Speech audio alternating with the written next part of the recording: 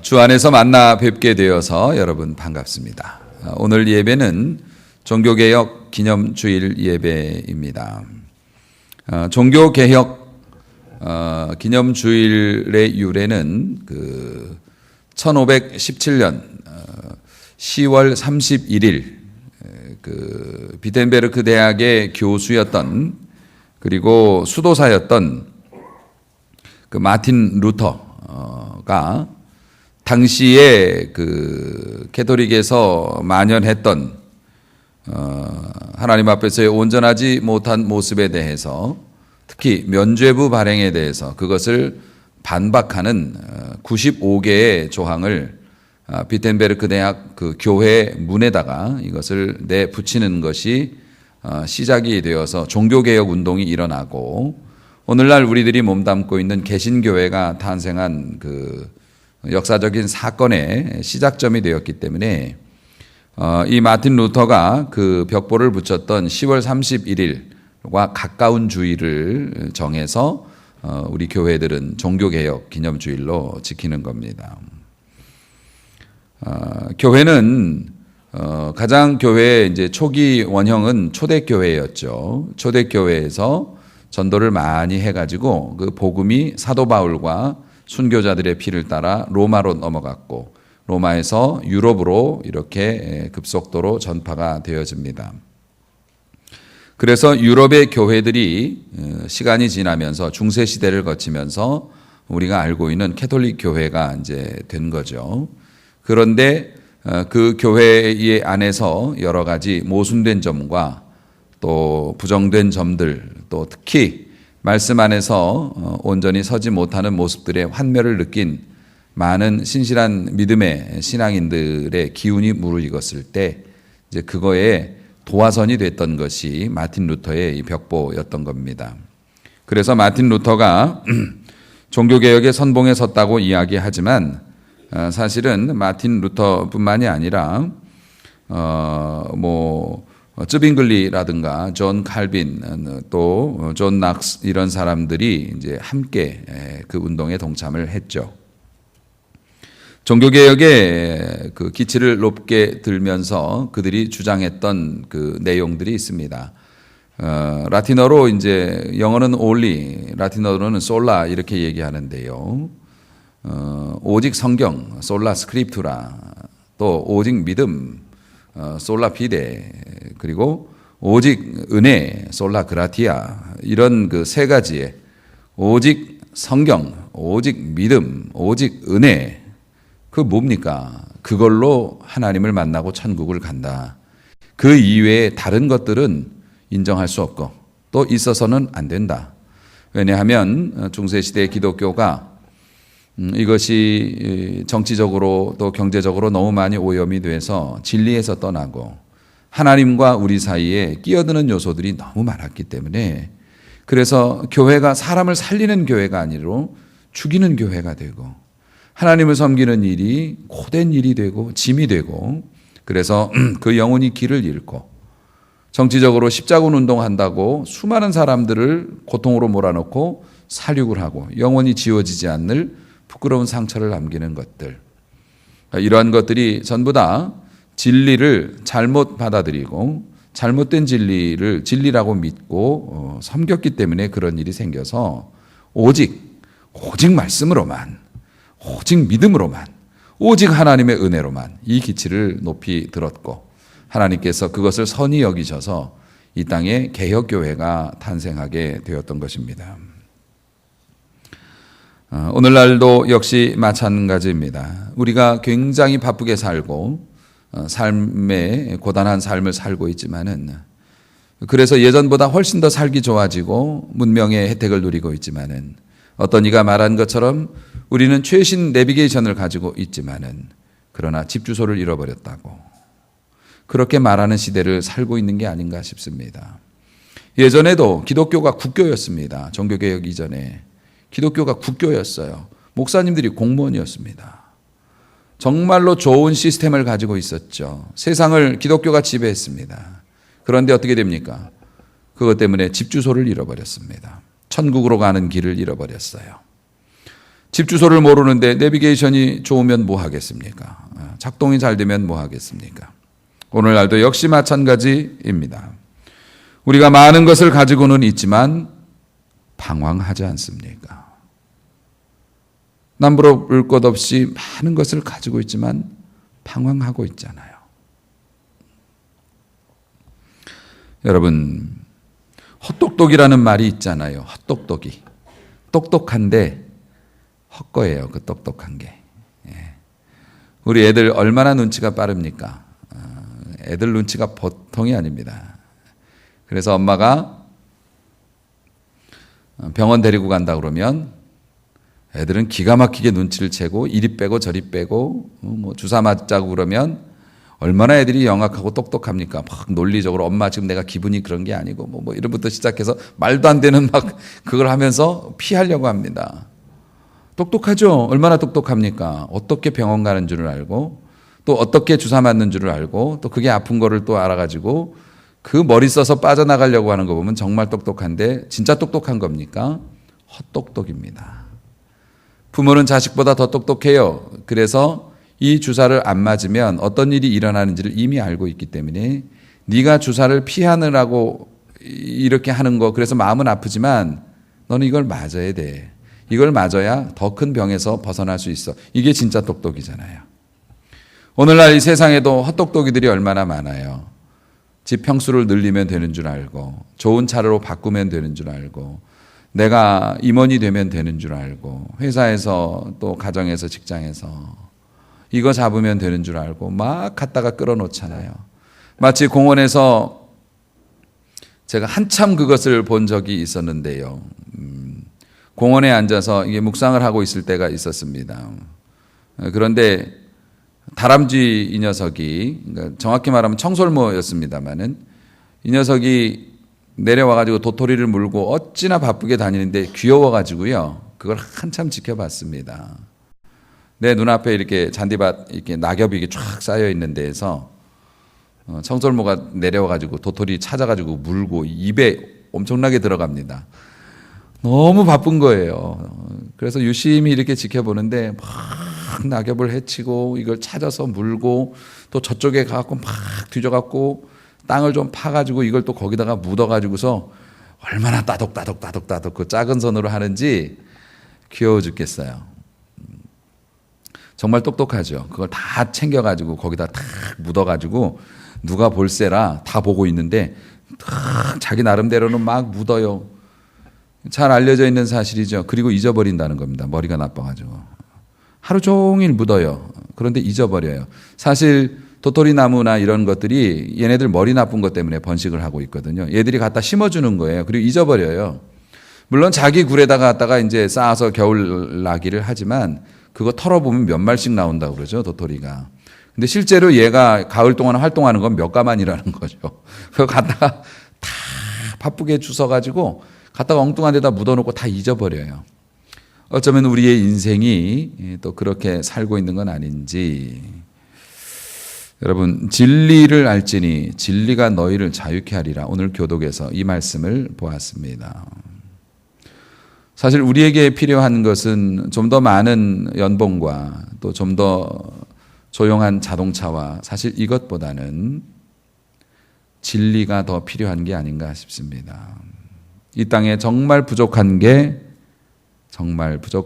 진리가 아닌가 싶어요. 여러분, 진리는 사실 변하지 않는 겁니다. 변하는 것은 진리가 될 수가 없죠. 세상의 모든 것은 변하잖아요. 이념도 사상도 얼굴도 변하고 피부도 변하고 다 변합니다. 그러니까 그런 것에 투자하는 거는 정도 이상 투자를 하거나 집착하면 헛똑똑이라는 거죠. 변하지 않는 것에 투자해요. 그래서 목사님 저희 집엔 금이 많아요. 그럴 수도 있겠지만 사실 그것도 금 성질 자체는 변하지 않겠지만 그거를 가지고 있음으로 말미암아 내 삶의 변화가 엄청나죠. 고통이 말도 못합니다. 알려질까 봐 두렵고 알려지면은 관리하기 어렵고 자꾸 돈 빌려달라고 그러고 피해 다니는 거 아이고 힘들죠. 여러분, 하나님의 말씀은 1600년 동안 각처에서 40명의 기록자들, 영감을 받은 기록자들에 의해서 성경이 완성됐습니다. 2000년의 세월이 지나가고 있지만은요, 이 성경은 완전합니다. 세월이 지날수록 더 견고합니다. 논리와 과학과 사상이 발전하지만 그럴수록 성경의 위치는 더 견고해져만 갑니다. 이유가 뭘까요? 진리이기 때문에 그렇습니다. 종교개혁이 의미가 있다는 것이 뭡니까? 성경으로 돌아가자였기 때문에 의미가 있었던 겁니다. 진리를 회복하자는 데 의미가 있었기 때문에 그렇다는 겁니다. 진리의 출처가 어디입니까? 진리의 출처는 하나님이셨습니다. 말씀이 육신이 되어 우리 가운데 거하신 분, 예수 그리스도의 삶이었고 그분의 명령이었고 그분이 보여주신 사랑의 삶이었습니다. 순종의 삶이었습니다. 이게 진리입니다. 진리의 출처가 하나님이셨고요. 그리고 그 길은 우리를 구원으로 이끌어 가기 때문에, 그래서 그 진리가 소중한데 그 진리를 우리가 전달할 때 소위 말하는 복음이라고 얘기합니다. 이게 복된 소식이라고. 진짜가 있다. 진짜가 나타났다. 그래서 바울은 로마서 1장에서 계속 이야기합니다. 내가 복음을 부끄러워하지 않는다고. 바울이 왜 이런 얘기를 썼을까요? 이 편지를 받는 사람이 로마에 살고 있는 시민들입니다. 예전에 저 어렸을 적에는요, 동네에서 아이들끼리 모여서 그런 얘기 했습니다. 서울에 가면 자동차가 하늘로 날아다닌다고. 그리고 거기에 우리 동네 저기 산보다 더 높은 건물이 있다고. 말도 안 되는 거죠. 지금 알면은 3일 빌딩이었습니다. 3일 고가차도. 시골에서 올라와서 저도 전설같이 들었던 얘기입니다. 어렸을 적에. 서울에 가면 우리 동네 성산이라고 하는 산이 있는데요. 성산보다 더 높다고. 그런 건물이 있다고. 그때 저 초가집에 살았던 거 기억납니다만은 그런 건물이 있다고. 그리고 그 옆으로 자동차가 하늘로 이렇게 해갖고 하늘에 길이 있어갖고 지나다닌다고. 와. 당시의 사람들이 로마에 가면 눈이 뒤집어지죠. 지금도 로마에 가서 관광하시는 분들 원형 경기장이나 이런 것들을 보면 야, 이거 어떻게 만들었을까? 그런다지 않습니까? 당시에 시골에서 무지랭이처럼 땅 파면 살던 사람들이 로마 한번 들어와 보십시오. 또 로마는 신들의 나라입니다. 신화와 막 신들의 나라죠. 거기에 바울이 전하는 복음은 뭡니까? 피정복지, 로마가 정복했던 조그만 나라 중에 하나. 그 나라에서 하나님을 섬기는 사람들이, 하나님이 온 우주를 주관하시는 신이신데 그분이 우리를 사랑하셔서 인간의 몸을 입고 이 땅에 오셔서 대신 죽어주심으로 우리가 받을 벌을 감당해 주셨다. 누구든지 그를 믿으면 멸망치 않고 영생을 얻는다. 지금 그 내용이잖아요. 로마 사람들이 볼 때는 복음이 로마에 들어갔을 때 로마 사람들 다 와서 들었어요. 새로운 신이라고, 신상신이라고 그래서 사람들이 많이 듣고 재밌는 얘기다. 그리고 많이 갔습니다. 사실 바울이 나는 복음을 부끄러워하지 않는다라는 걸 자꾸 강조한 이유가 거기에 있어요. 어떤 분이 전도하러 친구분을 찾아갔습니다. 근데 갔다 와서 엄청 낙심이 됐어요. 왜냐하면 전도하러 친구분 찾아갔는데 그 친구분 집이 너무 잘 사는 거예요. 말도 못하게 잘 사는 거죠. 집안에 들어가서 눈이 휘둥그레질 정도로 잘 삽니다. 형편 얘기 들어보고 어떻게 지내? 그러면 요즘에 뭐 유럽 여행 갔다 왔는데 거기 뭐 어쩌고 저쩌고.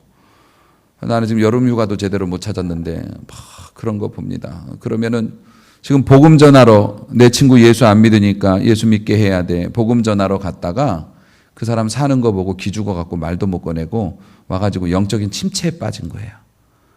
복음도 못 전한 내가 부끄럽기도 하고 또 이렇게 나는 예수 믿고 진리를 알고 있다고 생각하는데 저 친구하고 내가 사는 게 이렇게 차이가 나니까 거기에서 또 말을 못 꺼낸 내가 너무 미운 거죠. 영적인 침체에 빠졌어요. 바울이 나는 복음을 부끄러워하지 않는다.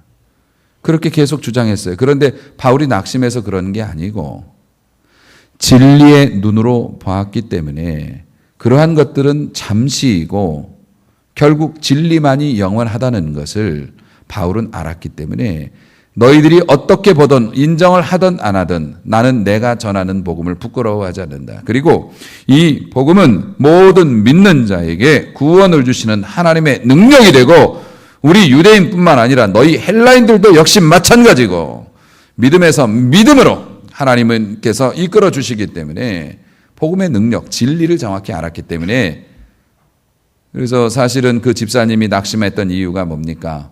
진리에 대한 정확한 확신이 없었으니까. 그 세상 것들보다 진리가 작아 보였기 때문에 낙심한 거 아니겠습니까? 우리의 자산이 무엇입니까? 여러분의 재산이 무엇입니까? 남이 훔쳐가면 잃어버릴 수밖에 없는 여러분의 물질입니까? 아니면은 감기만 들어도 알아 누워버리는 여러분의 연약한 몸입니까? 여러분이 배운 것이 많지만은 아무도 그것을 써달라고 얘기하지 않는 내 머릿속에 있는 지식입니까? 사랑하는 성도 여러분, 하나님의 말씀, 온전한 진리가 여러분의 자랑이 될 수 있기를 주님의 이름으로 축원합니다. 여러분, 바울은 세상에 대해서 기죽지 않는 당당함을 가졌어요. 그 당당함의 원천이 그는 진리를 알았기 때문이라고 말씀을 드렸습니다. 사랑하는 성도 여러분, 목회를 하면서 제일 큰 영광과 기쁨이 뭐냐고, 목사님은 무슨 재미로 목회하세요? 그러면 저는 재미없다고 얘기합니다. 인간적으로 보면 그렇습니다. 목회는요, 링에 올라가서, 사실 우리 인생이 그렇습니다만 링에 올라가서 싸우는 거하고 똑같아요. 근데 목회자들은 손을 묶어놨거든요. 발도 묶어놓고. 목사님은 일반 사람들과 똑같이 그렇게 싸울 수 없습니다. 똑같이 할 수 없어요. 그 하나님의 소명이라고 하는 끈으로 내 주먹을 묶어놓고 내 발을 묶어놔서 그렇게 있습니다. 그래서 사실은 때릴 수는 없고요. 피하거나 뭐 그렇게만 해야 됩니다. 목회라는 게 그렇죠. 그런데 목회가 왜 재밌냐면 나는 때리지도 않았는데 자기가 KO 당하는 걸 볼 때 정말 놀랍고 재미있습니다.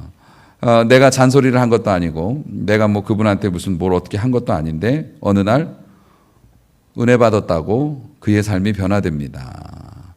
처음에 만났을 때는 너무 자유로운 영혼이었는데요. 한참 보면 우리 사랑하는 성도들이 하나님의 은혜의 종이 되어서 목사님 힘들어 죽겠어요. 그러지만 어떡하겠어요. 하나님 일인데요. 이러면서 순종하는 모습을 보면 와, 잔소리한다고 겁준다고 이게 될 일이에요. 하나님의 말씀을 성실하게 꾸준히 전하다 보니 그 말씀으로 은혜 받고 우리 성도들이 막 변해가는 모습들. 누가 겁을 준다고 세상에서 방황하고 혹은 세상에서 막 달리면서 자기 일을 성취하는 기쁨으로 살던 남편을 교회에 앉힐 수 있겠냐고요.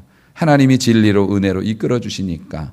사실 목회를 하면서 많은 분들이 그런 것들이 변화되는 것을 보면 더 좋겠지만 사실 한두 사람이라 할지라도 그렇게 변화되는 것을 본다는 건 정말 대단한 경험이죠.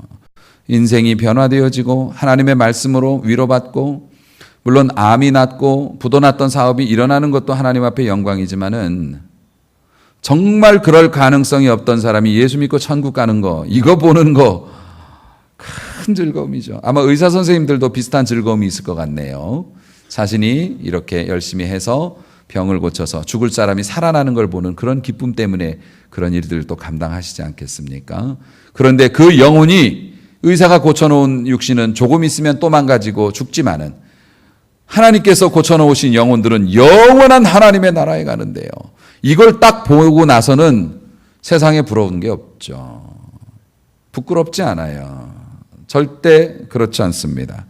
사랑하는 성도 여러분, 아무리 소망 없는 인생도 다시 살아납니다. 누구든지 다시 시작할 수 있습니다. 복음 안에 있는 자는 그렇습니다. 이게 진리이기 때문에 그렇습니다.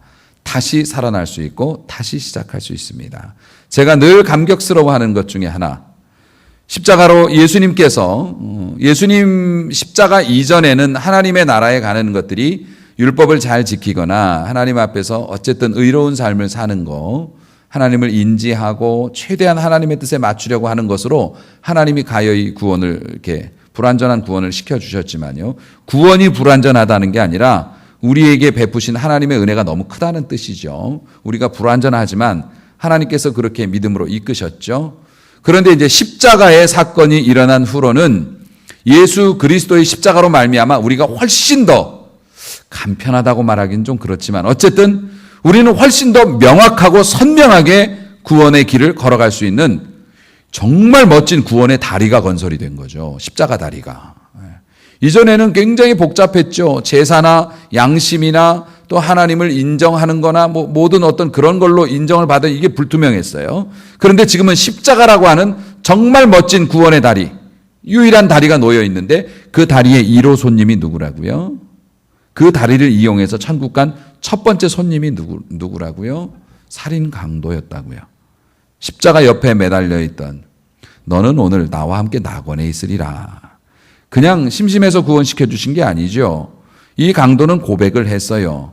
우리는 마땅히 죄를 지어서 이렇게 죽지만 저분은 죄가 없으신 분이고 하나님의 아들이라고 고백했어요. 그 믿음을 보시고 우리 주님께서 십자가상에서 만들어 놓은 첫 번째 손님으로 그 천하의 죄 지은 강도를 입장시켜 주셨어요. 그게 엄청난 의미가 있죠. 하나님 앞에서 복음을 깨닫고 하나님의 의를 받아들이면 기회가 이제는 없어가지고서 안 돼요. 이제 너무 늦었어요라는 사람은 없다는 겁니다. 여러분이 어떤 자리, 어떤 위치, 어떤 상황에 있어도 복음은 여러분을 변화시킬 수 있음을 믿으시기 바랍니다. 여러분의 자녀를 변화시킬 수 있음을 믿으시기 바랍니다. 나이가 너무 많아서 구원받기 늦었다. 아니면 쟤는 너무 멀리 나갔기 때문에 안 된다. 쟤는 너무 높은 자리에 올라갔기 때문에 구원이 안 된다. 아닙니다. 복음은 능력이 있어서 어떤 사람, 어떤 상황, 어떤 순간에서도 하나님께로 이끌어갑니다. 루터가 발견하고 바울이 발견한 복음이 바로 이것이었습니다. 그것이 이 개신교회, 개혁교회, 프로테스탄트 교회를 만드는 거죠. 그렇기 때문에 여러분들은 자랑스러운 교회의 일원이고 하나님 앞에 감사해야 하는 것이지요. 아무리 교회가 뭐 부패했네 어쨌네 그래도요. 교회의 근본적인 정신이 오직 믿음으로 오직 은혜로 구원을 얻는 것이기 때문에 우리가 하나님을 원하고 하나님을 사모하면 하나님을 만나고 하나님의 은혜로 이끌려가기에 부족함이 없는 환경이 우리 개혁 교회들이라고 하는 겁니다. 사랑하는 성도 여러분, 진리가 아닌 것은 변한다고 했습니다. 목사님들이 어려운 환경에서 미국에 이렇게 여행을 가시게 되거나 이렇게 단체로 이렇게 뭐 가시면 반드시 들리는 곳이 있습니다. 크리스탈 처치 수정교회라고 하는 미국 LA에 있는 큰 교회를 항상 거기는 이렇게 순례하듯이 거기를 들립니다. 그 교회가 뭘로 유명했냐면 메가처치죠. 엄청난 규모로 교회를 지었습니다. 다 유리로 이렇게 지었다고 해요. 저도 못 가봤습니다. 저도 공부하러 거기를 가긴 갔지만은 관광을 할 시간은 없었기 때문에 거기를 이제 들리지 못했고 그랬습니다만은 뭐 사진 보고 설교 준비하면서 제가 좀 그 교회에 관심이 있어서 좀 더 찾아봤거든요. 어마어마하더라고요. 막 그 높이가 그리고 그 웅장함이라는 게 그래서 로버트 슐러 목사님이죠. 유명한 목사님이세요. 지난 4월에 소천하셨습니다. 88세 일기로 소천을 하셨는데 한국 목사님들에게는 과거 20년 동안 전설이었습니다. 왜냐하면 이 교회가 연예인들이나 운동선수들이나 막 스타들 모셔다가 간증 듣고 예배 시간에 막 그래서 여러분들 나 예수 잘 믿어가지고 뭐 이렇게 좋은 자리에 올랐고 뭐 이런 일도 생겼다고 막 간증하면 막 사람들 좋아하고 막 총동원 막 이런 거 하잖아요. 그거의 원형이 사실 그 교회였거든요. 우리나라의 코드하고 딱 맞아 떨어진 거죠. 거기는 큰 규모 유리로 만든 엄청난 압도적인 건물을 짓고 세계에서 제일 크고 화려하다는 파이프 오르간이 거기에 설치되어 있고요. 그 교회에 출입하는 것만으로도 어깨에 힘이 들어갑니다. 여기 우리 교회야.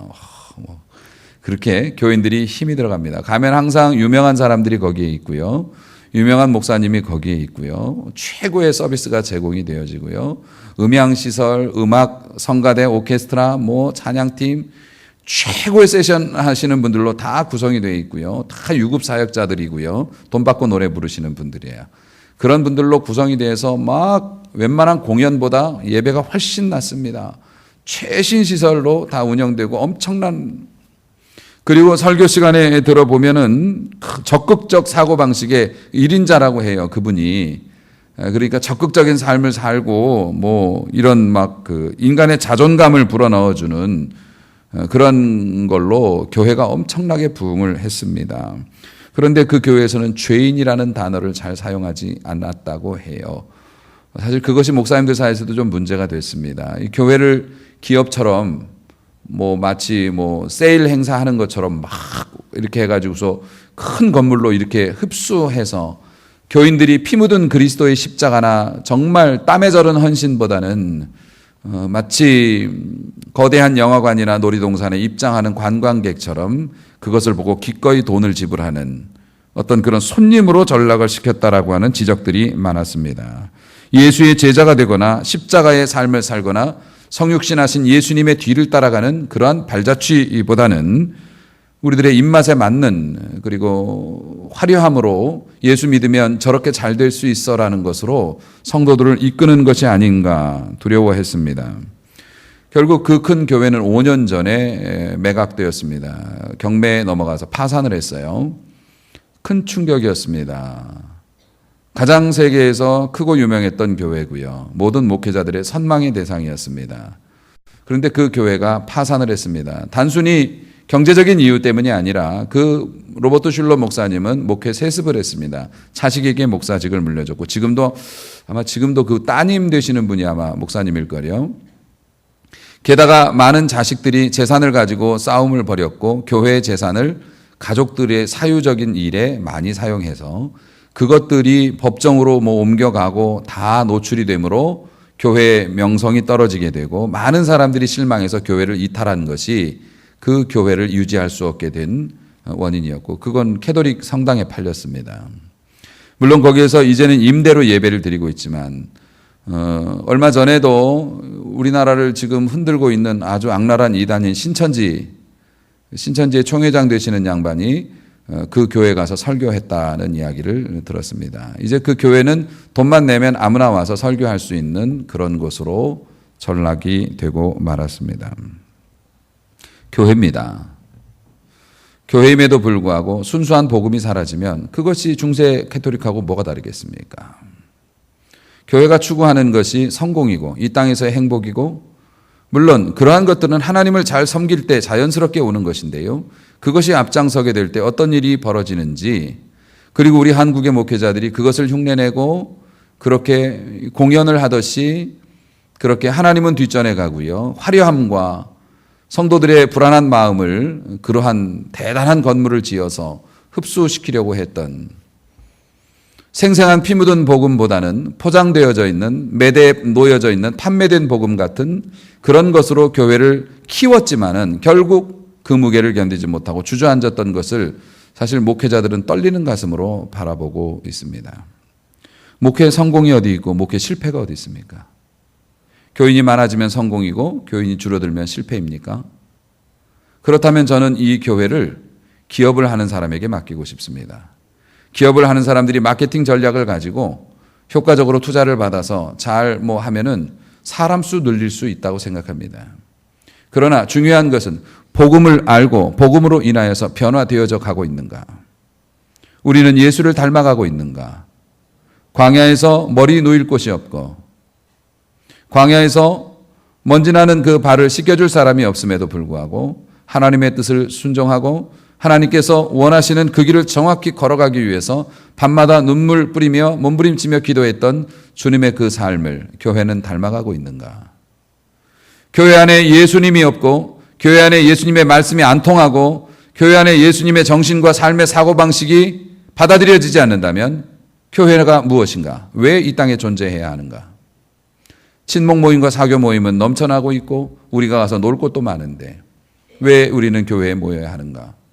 종교개혁 기념주의를 맞이해서 우리가 다시 한번 되새겨봐야 할 것입니다. 오직 예수, 말씀이 육신이 되어 이 땅에 오신 하나님, 그의 삶으로 어떻게 사는 것이 진리인지를 보여주신 그 주님, 그 주님의 뒤를 따르고자 하는 열망이 가득한 교회, 그 주님을 닮아가는 성도들, 그리고 그 주님의 뒤를 따라가는 목회자, 그런 교회가 성공한 교회라고 저는 믿습니다. 사랑하는 성도 여러분, 물론 작은 교회가 정당하고 큰 교회가 부당하다고 말하는 것은 절대 아닙니다.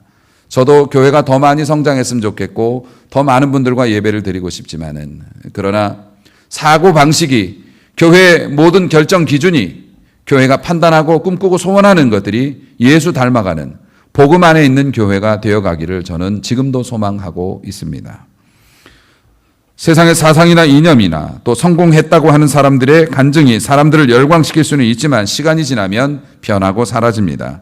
오직 예수 그리스도의 피 묻은 순수한 복음이 아니면 사람을 살릴 수 없고 세상을 진정으로 바꿀 수 없음을 우리가 인정하고, 우리의 상황과 형편을 따라서 움직이는 게 아니라 주님의 생각을 따라서 움직이는 살아있는 교회가 되었으면 좋겠습니다. 1500년대에 개혁의 기치를 들어 올려서 캐토릭에서 벗어났지만은 어쩌면 오늘 우리는 또 다른 개혁이 필요한지도 모르겠습니다. 상황과 여러 가지 이유를 대면서 똑똑한 척하지만 정말 똑똑한 것은 주님의 말씀에 그대로 순종하는 것이 가장 똑똑한 일이라는 것을 배워가고 있는 중이고, 앞으로도 많이 배워야 하겠지만 그 배움을 포기하지 않고 끝까지 예수의 뒤를 따르는 교회와 성도들이 되었으면 참 좋겠습니다. 사랑하는 성도 여러분, 혹시 신앙적으로 방황하고 계시는 분이 계십니까? 교회에 다니고 있지만 감동도 없고 기대도 없이 다니시는 분들 계십니까?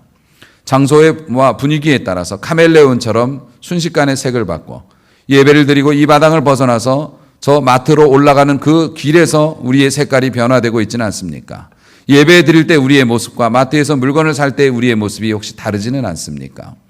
사랑하는 성도 여러분, 우리는 진노를 받을 만한 심각한 죄인이고, 우리는 어떠한 노력으로도 우리의 의의를 얻을 수 없고, 하나님이 보내신 예수 그리스도의 십자가와 부활을 받아들여서 우리가 그 은혜로 말미암아 구원을 얻었으니 이제는 사나 죽으나 우리가 예수의 것이고, 이제는 교회에서도 예수의 제자, 마트에서도 예수의 제자, 가정에서도 예수의 제자로 살아가는, 그래서 얽매이지는 않으나 오직 얽매이는 건 주의 사랑에 매이고 세상의 모든 것에 자유할 수 있고 당당할 수 있는 주눅들지 않는 교회, 그리고 성도, 진정한 개혁이 우리의 삶에서 일어나서 말씀으로 날마다 우리의 마음이 기경되어지고 하나님이 주시는 은혜의 씨앗이 뿌려지면 그 씨앗이 말라버리거나 죽어버리지 않고 열매 맺는 그런 작지만 아름다운 교회, 그런 성도 되었으면 좋겠습니다. 이 정신으로 우리가 나아갈 때 하나님께서 진정으로 우리 교회를 지켜주시고 부끄럽지 않은 신앙인과 교회가 될 수 있도록 보호해 주실 줄로 믿습니다. 이 믿음으로 승리하시기를 주님의 이름으로 축원합니다.